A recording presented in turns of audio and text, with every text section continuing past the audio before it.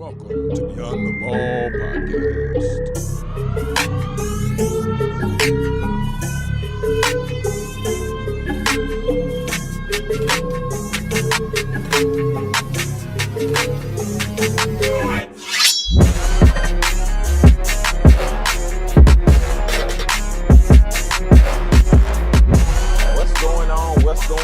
What's going on, ballers? And welcome to another episode of the Beyond the Ball podcast.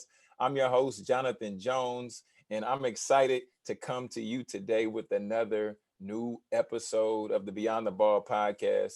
And for anybody out there, this may be your first time listening and rocking with us. I just want you all to understand that the purpose of the Beyond the Ball podcast is to serve ultimately as a resource to provide stories, strategies, and successes to help student athletes succeed beyond their degree. And today in the studio virtually, I have the one and only Mr. Edward Davis. He's an NFL sports agent, and he's the CEO of the one and the only Checkmate Sports. How we doing today, Mr. Davis? Hey, how you doing, man? I just want to say thank you for inviting me and just taking time to speak with me on your podcast. Certainly. Yeah, man.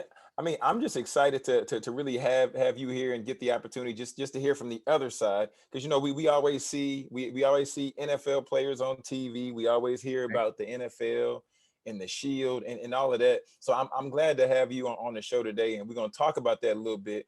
But before we even go down that rabbit hole, you have some experience playing in those four lines yourself, don't you? Yes, actually back about 2008, 2010, I played quarterback for Virginia State University. So I'm a proud HBCU grad.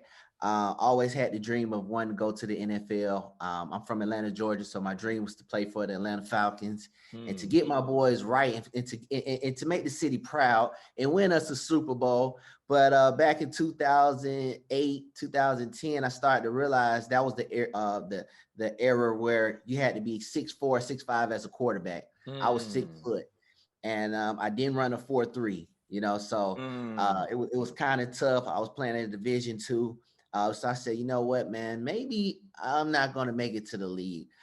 So instead of, waiting to my senior year to, try to pivot, I actually started to think of other ways that I could stay close to the game. Initially, I wanted to be a football coach, but I didn't like the idea of college politics where coaches will promise you one thing and then just to Mm. get you to the school and then they may do something else.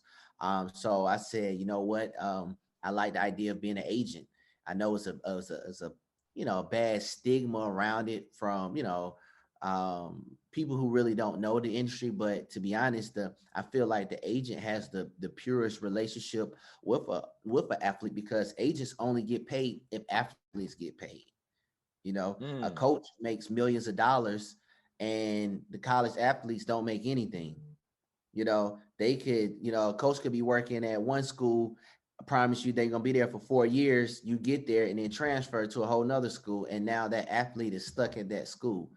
Same with the Mm. colleges. They make money with the tickets, concessions.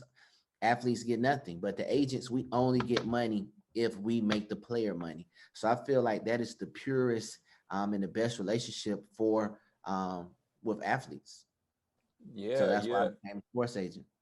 Yes, sir. Yes, sir. And then hearing you just talk about the that and hearing you talk about and understanding that there are some sharks out there, but then there are some individuals who are doing what they need to do and looking out for the client's best interest in regards to hiring an agent. And a lot of college athletes, football players, and different things like that listen to the podcast. So how would you suggest someone goes about being able to vet out or being able to weed out the good agents from the ones who might not be looking out for their best interest? Like what, like, even though I know that's a difficult thing to unpack, but like, are there some tips that you can give? It's like, you might want to look out for this, or what about this?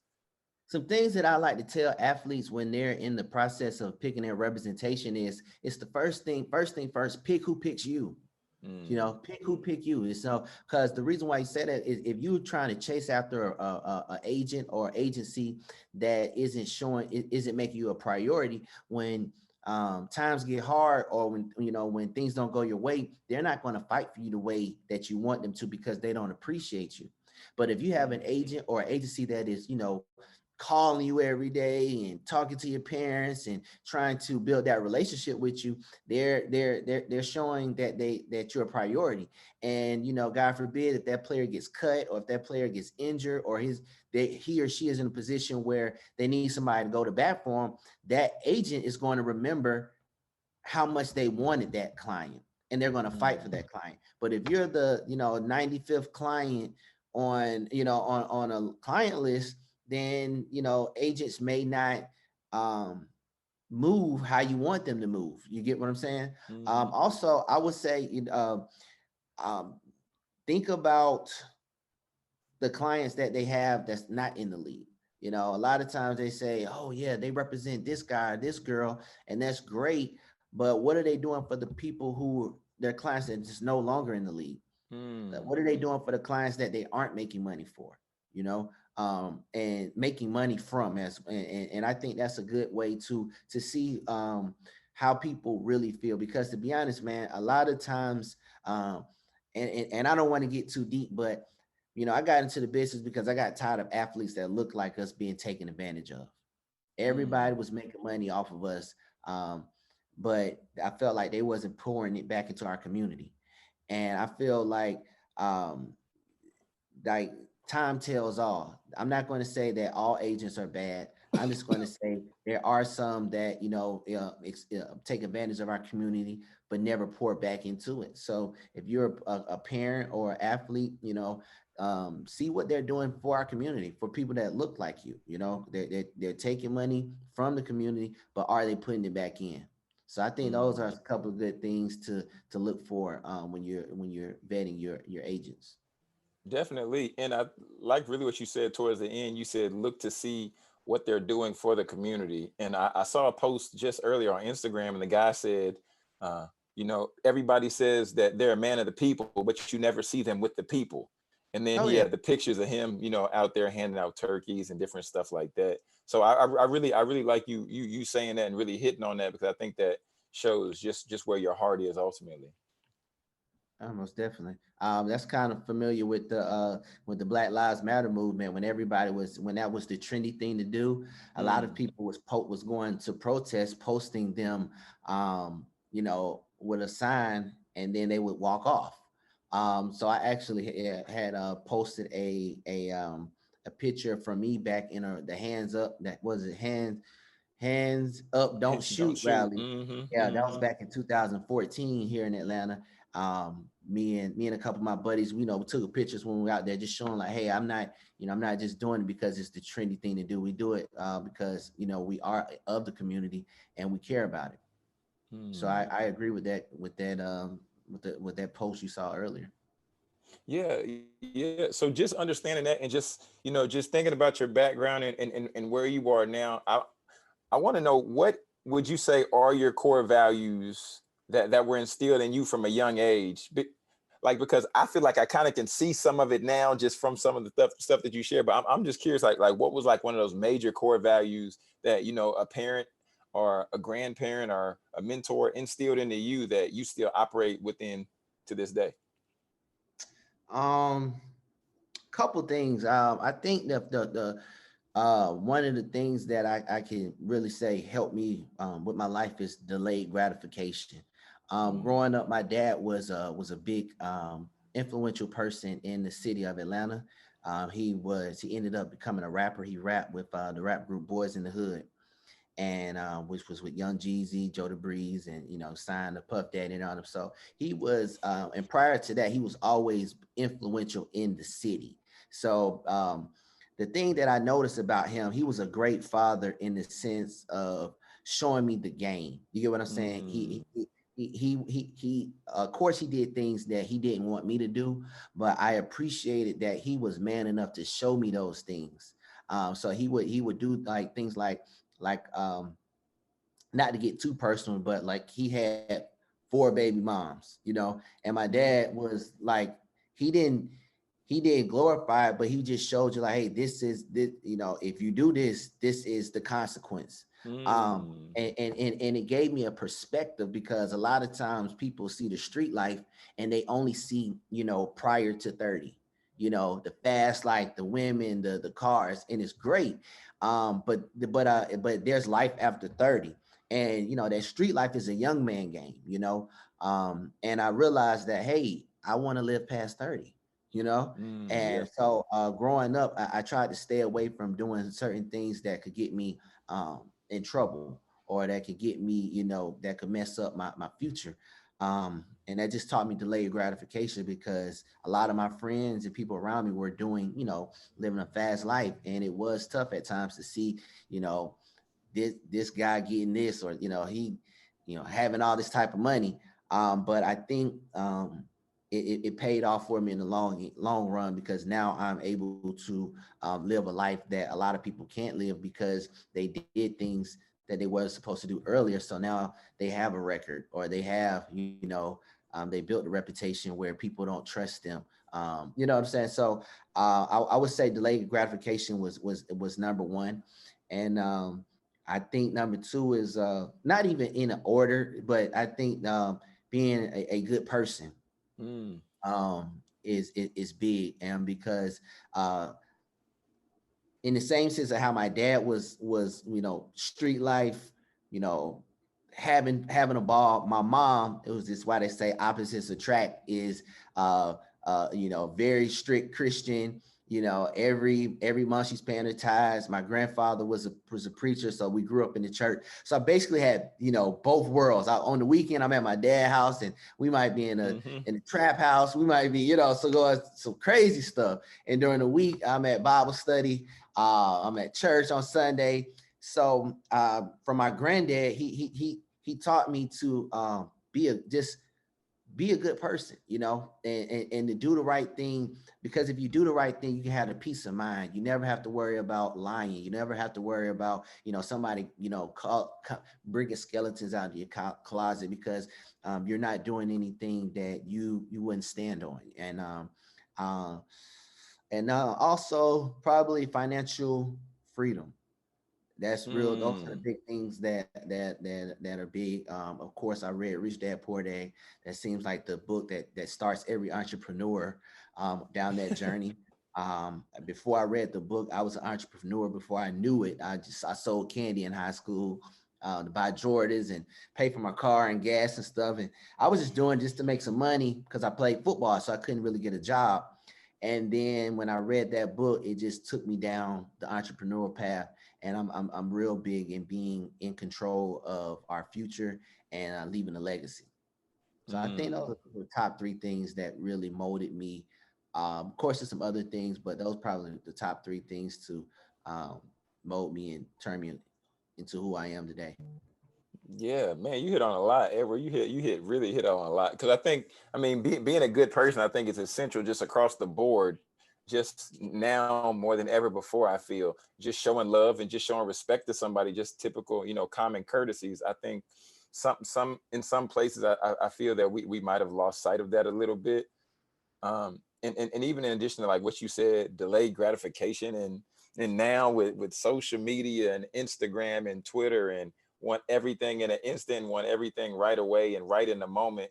But man, that entrepreneurial journey, Edward, I want you to talk a little bit about how the entrepreneurial journey for you, like the parallel between that and when you were playing sports, and you were out there. Because I mean, I think there's so much there, and just helping people understand like the value that you have on the field doesn't just stop when you stop lacing them up, but there's still some things that can cross over. Talk a little bit more about that, Edward.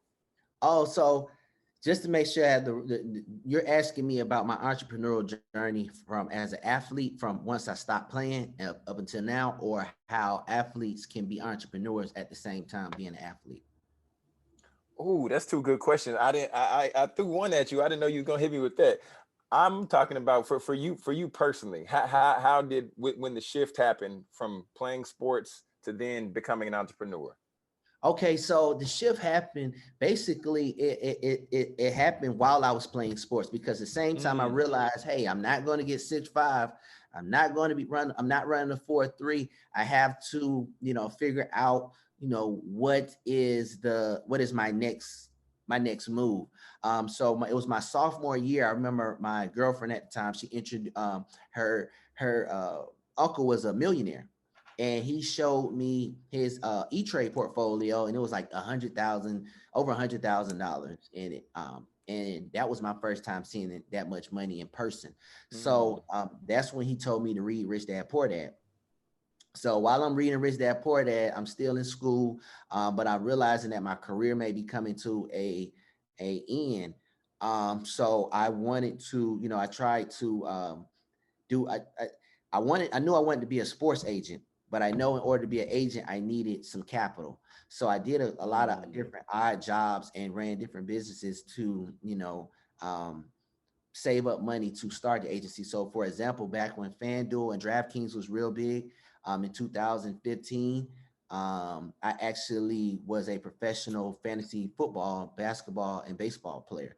So I would play on the site, and what I did was I had uh, an affiliate partnership with the company. So I would teach people how to play, and I would sign them up to the company, and then they would give me a percentage of whatever they played. So I would usually probably get about 2,500 a month. Just Mm. wake up on the first of the month. FanDuel, DraftKings would send me a check, and then I would make money because I would sell my lineup. So whatever lineup that I would have for that week, I would sell it to people via Instagram, and I made some good money back in those days. And then I did other jobs where I got into the Bitcoin space, Bitcoin, Litecoin when that was going on in 2017. Educated people on that. So I've always been going down that path, which ultimately led me up to Checkmate.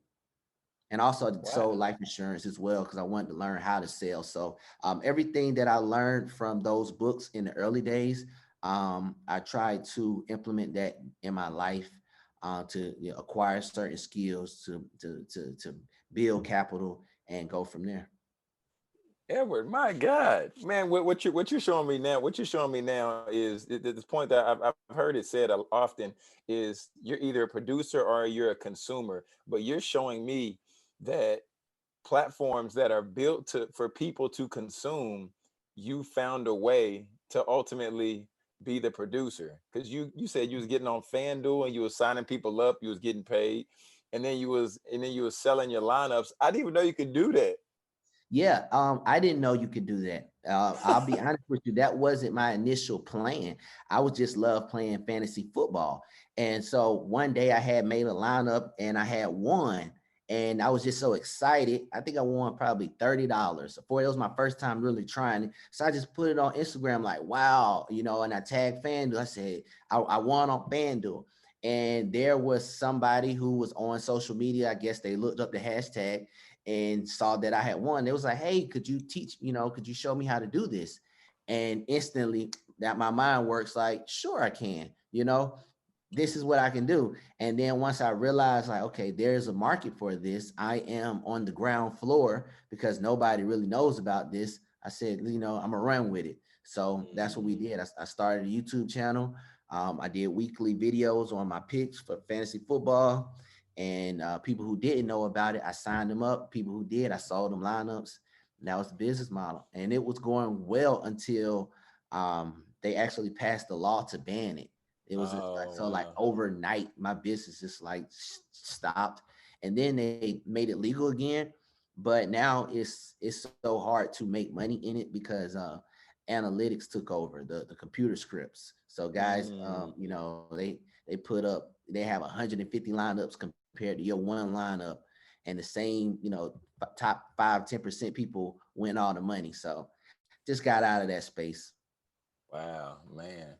Well, I think But just. Oh, go ahead. But no, I'm just saying. But yeah, that's this the entrepreneur route. That's my. I love it.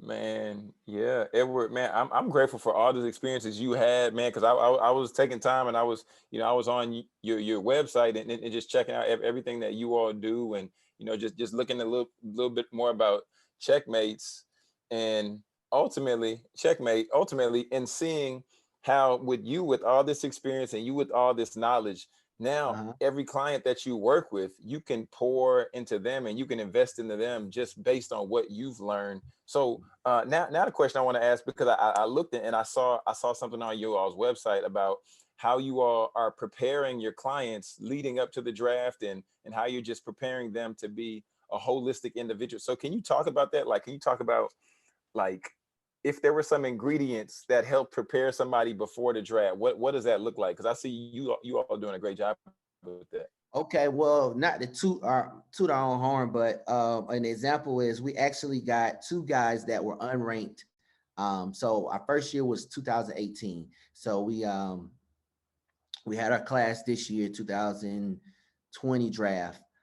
We had two guys that were unranked prior going from the draft, which is Travis Reed from South Alabama, Christian Angelo from Hampton University, and we got those guys signed to the Indianapolis Colts and the New York Giants. And the reason why that is, noteworthy is because these guys, they didn't have um, an invite to the combine.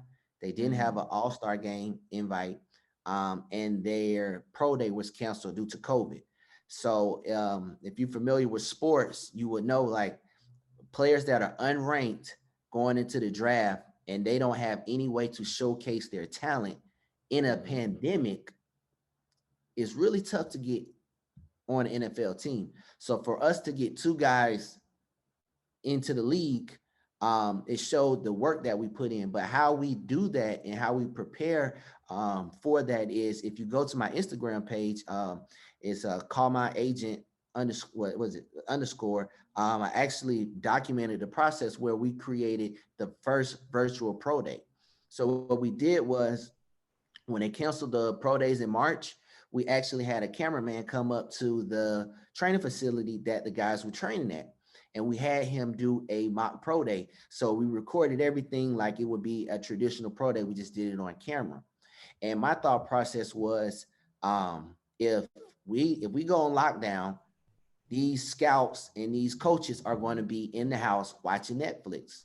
mm, If I can send this film to all the coaches in the business, then they will know about my players that a lot of people don't know about. And the thing was, it worked to perfection because once we sent it out to them, most of the other agents in the business said, you know what, we'll just come back next year. mm, Why a lot of players in the draft slid in the draft. But we said every year matters to us because we aren't a huge firm. We are a growing company and we want and we care about our clients because we know, hey, they don't have another year. It's now or mm. never. Yeah. So once we did that, we blasted out to all the teams in the NFL, and a number of teams called me. They liked what they saw. They wanted to make sure those numbers were true and verified. So they called the college coaches. The coaches vouched for them. And that's what they ended up getting to the league. And I think that says a lot because these guys literally were unranked and they ended up signing, $2 million contracts. Wow. Wow. Ed, you always on the cutting edge, man.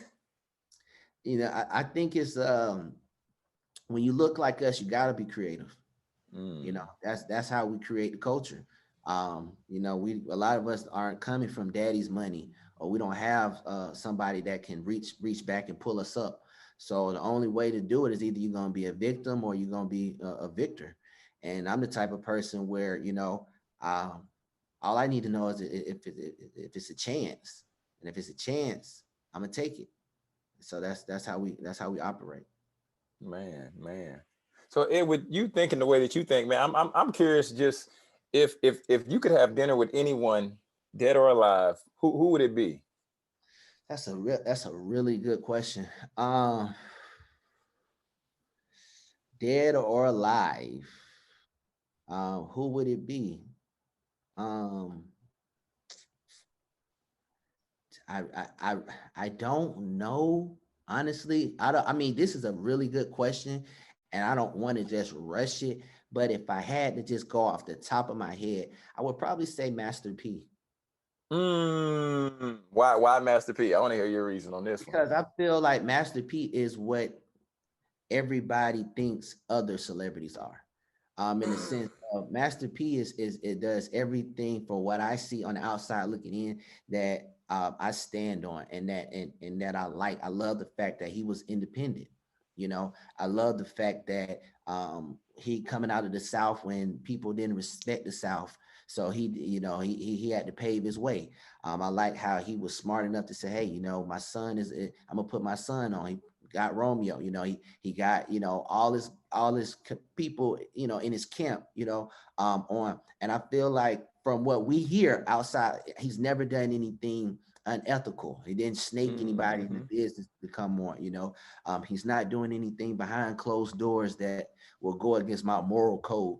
So from what I see on the outside looking in, I think Master P is a great example and a great pioneer for everything that I strive to be. And I would love to.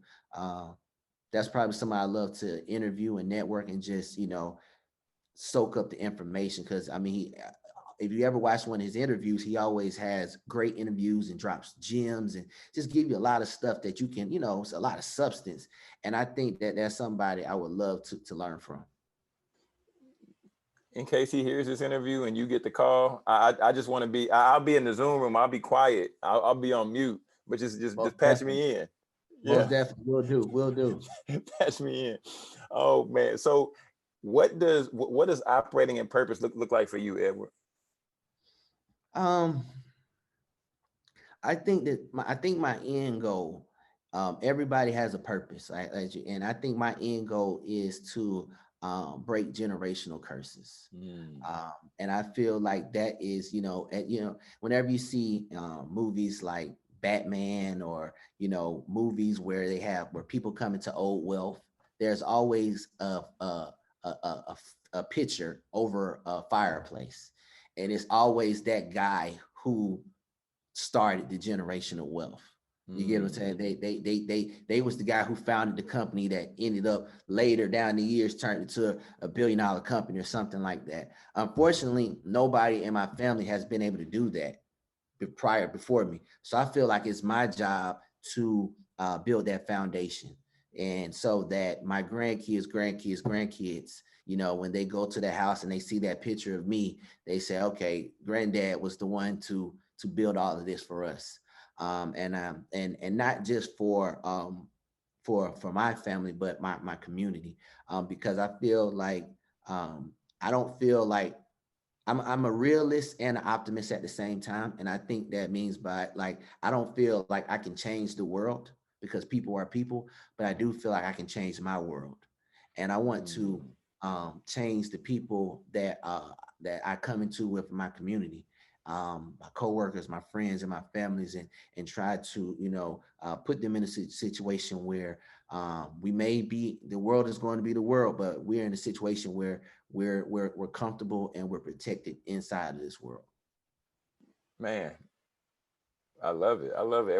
As you were saying that, I just kept thinking, because you said Rich Dad Poor Dad earlier. So I just kept thinking, because I was listening to the audiobook a few weeks ago about how, how the rich dad was, just teaching well, he was allowing the sons to catch the life lessons versus teaching them. And I don't Mm. know why, I just envisioned what you were saying, like the picture up there, and then just seeing like children being taught or catching the lessons or the gems that you just living out, man. So man, I really think that everything that's dope, Edward. I really think that's real dope, man. Just operating in Thank purpose, and I'm excited to just continue to follow your journey, and we're gonna continue to stay connected. So yeah, man. Hey man, I appreciate you, man. I support everything that you do, man. I know that running a podcast isn't easy. I know it's the latest, trend to do, but like you said, just being able to stay consistent, that shows a lot about you and your determination.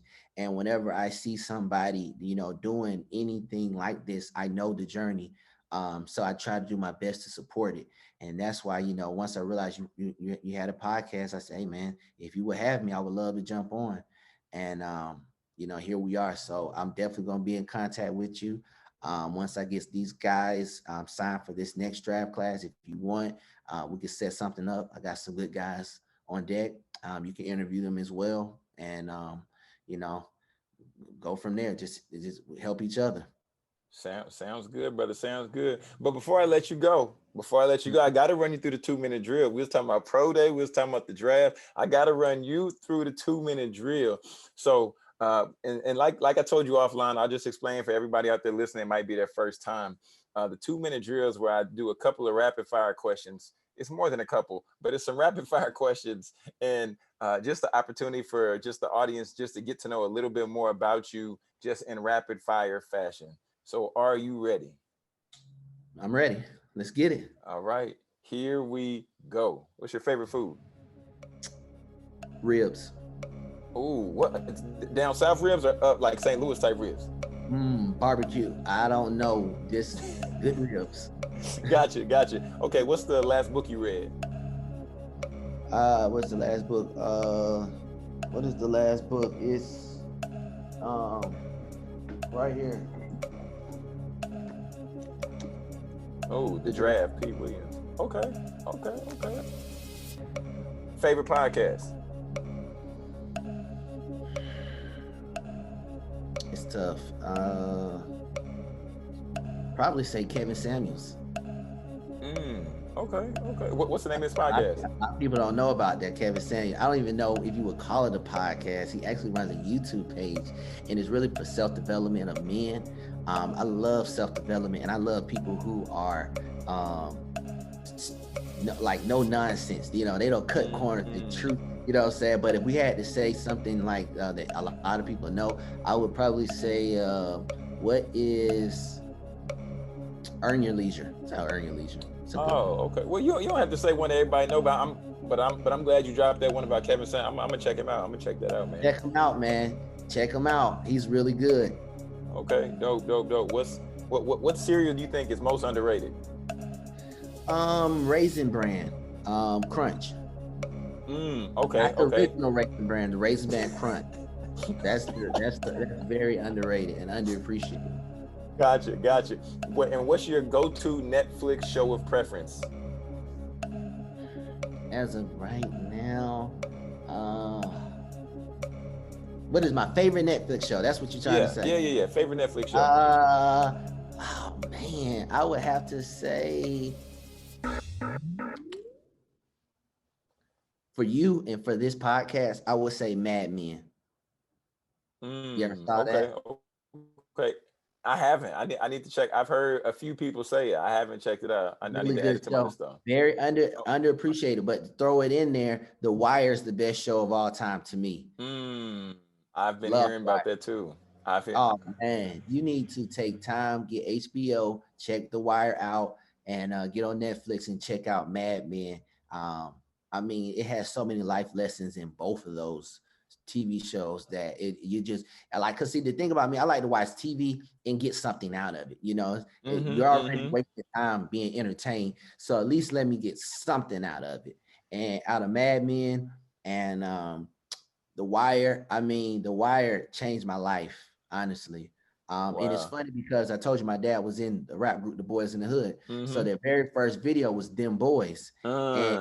And the cast from The Wire was in that video.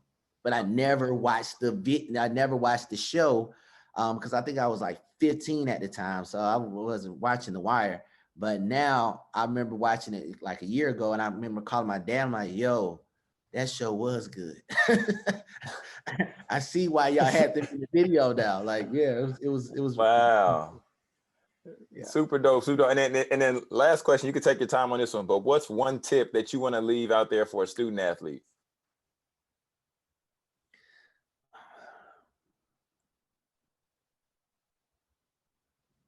Okay. So yesterday I read an article about how Dave Chappelle told Netflix to remove the Chappelle show because when he was younger, he signed a contract with Comedy Central, and now they're making residual income off of his show, but Dave Chappelle no longer gets anything from that. So when they started streaming it on Netflix, Dave Chappelle reached out to Netflix and said, hey, until I get paid from Comedy Central, I want you to remove this from the platform. And even though Netflix didn't have to do it, they did it. And they did it because they're going to make money with Chappelle, more money than they'll make off of that show. So my point is to student athletes is to use the power and the leverage while you have it. You know, a lot of times, and that's why I do think Michael Jordan is the best player of all time. But when it comes to off the court, I feel like LeBron James is the best human, best athlete, and because he leverages power not only for him but to empower all of his friends around him. And I think that athletes they wait till it's too late to leverage that power. If you are the star quarterback, star wide receiver, star basketball player, you need to be building relationships for your career now. Don't wait till you're no longer starting or till your career's done, because people aren't motivated to help you then. Unfortunately, Mm. people like to help when you're at your peak, but a lot of times we don't use our leverage, you know. Another thing I would like to say, when you're at your peak, don't wait till God humble you to be humble. Oh. A lot of times players will get Hollywood, you know, and do all those things, and then life happens, and then they want to be humble, and then they want to treat people, you know, but people remember how you were when you was up. So Mm. it may not move how you want them to move. So those are two things I would say. You know, when you're at your peak, leverage your power, but humble yourself before God humbles you. Man, that was good. Man, that was good. You have made it through the 2 minute drill. You made it through the 2 minute drill. But I'd like to just slide in this bonus question. Who would you like to see me interview next on Beyond the Ball? Who I would like for you to get Taylor Rooks if you could. Oh man, you She, have a connection? You have a connection with her? no, I wish. I was like,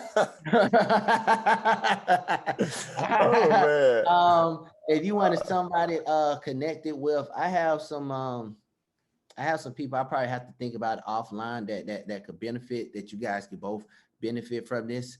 Sure thing. But you know, just if I had to say, you know, Taylor Rooks would be something I would like to Okay. hear.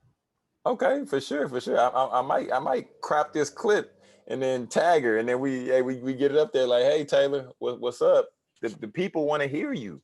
The people And want to hear your yeah, voice. yeah, yeah. She So seems like a very likable person. She seems like she's not Hollywood, so I think she'll reach out and do it. So you know, you never know. Shoot the shot. dope, dope, dope. And before you go, is there any final words you want to share with the people, and also let them know where they can find you and connect with you? Okay, well, if you want to follow me, again, you can follow me on my Instagram and Twitter. It's call my agent underscore. It's spelled regular CALLMYAGENT underscore. And also I have a web class that I'm launching in December, where if you want to be a sports agent, if you want to work in sports, we're actually going to start our intern process in January. That's when it's going to start, but it opens up in December where you can apply, sign up for the class. And if you make it through the internship, the cool thing about our internship is we actually hire you at the end of the process. So a lot Mm. of interns, especially in the agent business, where you do an internship, but they don't let you do any real work. They just have you do Microsoft Excels. They have you do things, just grunt work that they don't want to do, but they don't really give you the knowledge and game that you need to become a agent.